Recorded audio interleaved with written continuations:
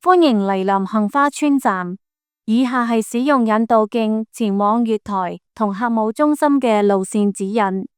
如要前往月台，請於閣下現時身處位置右轉，前行再左轉。當到達引導徑後，沿引導徑前行至第二個分叉口右轉，繼續前行，就會到達入閘機。如果選擇使用樓梯前往月台，請於入閘後沿引導徑前行至第一個分叉口左轉，一直前行至第三個分叉口右轉，繼續前行，就會到達通往堅尼地城方向月台嘅樓梯。至於由第三個分叉口左轉再前行，就會到達通往柴灣方向月台嘅樓梯。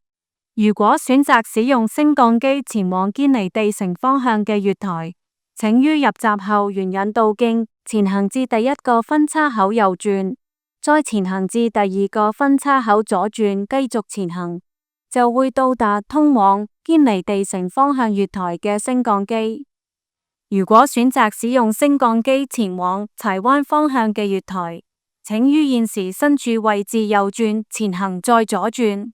當到達引導徑後，沿引導徑前行至第一個分叉口右轉，繼續前行，就會到達入閘機。入閘後，沿引導徑前行至第一個分叉口左轉，一直前行至第二個分叉口，再左轉，繼續前行，就會到達通往柴灣方向月台嘅升降機。如果要前往客務中心，